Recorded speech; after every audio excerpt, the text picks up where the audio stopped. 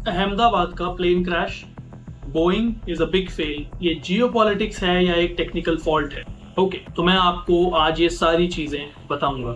दोस्तों, अहमदाबाद में एक ऐसा प्लेन क्रैश हुआ है जिसका इम्पैक्ट सिर्फ एविएशन सेफ्टी तक सीमित नहीं है, बल्कि इंटरनेशनल पॉलिटिक्स तक पहुंच गया है। एक बोइंग 787 ड्रीम लाइनर, 242 लोग मरे और सिर्फ एक सर्वाइवर। कौन कह रहा है कि ये सिर्फ टेक्निकल फेलियर था या कुछ और भी छुपा है इस ट्रेजेडी के पीछे? हमें इसको डिकोड करना पड़ेगा। नाउ, ये क्रैश हुआ है 787 ड्रीम लाइनर के साथ। इसमें 242 लोग ऑन बोर्डेड थे, सिर्फ एक इंसान बचा है। रिपोर्ट्स के मुताबिक प्लेन ने प्रॉपरली टेक ऑफ ही नहीं किया, 600 फीट के आसपास हाइट पे ही गिर गया। लैंडिंग गियर रिट्रैक्ट नहीं हुआ, फ्लैप्स एंगल गलत थे और ये सब मिला के क्रैश ऑलमोस्ट इनएविटेबल था, that is for sure.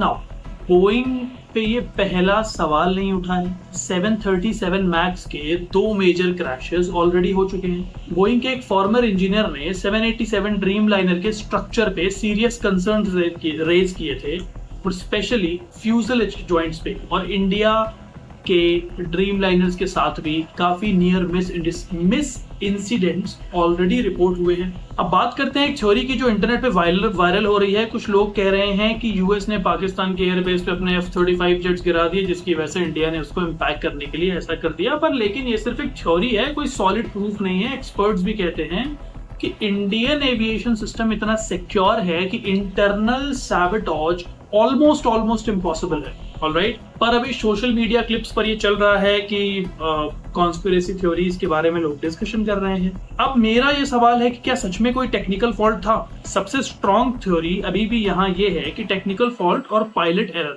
High temperature conditions में इंजन थ्रस्ट कम हो सकता है, फ्लैप्स के एंगल सही ना हो और लैंडिंग गियर ना हटा रहा हो, तो ड्रैग बढ़ जाता है और टेक ऑफ फेल हो सकता है। ठीक है, नाउ इस क्रैश के बाद एक कैंपेन शुरू हुआ है that no Boeings for India.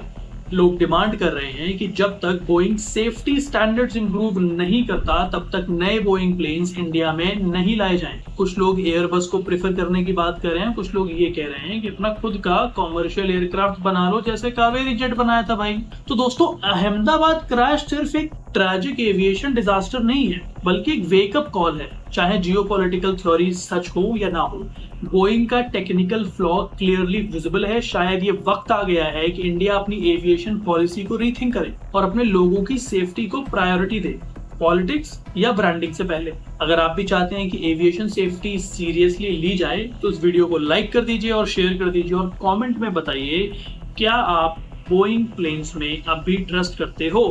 Now let's talk about the key takeaways. भैया, बोइंग का सेफ्टी रिकॉर्ड इज क्वेश्चनेबल। पहली चीज, ड्रीम लाइनर डिजाइन पे पहले से ही कंसर्न्स थे।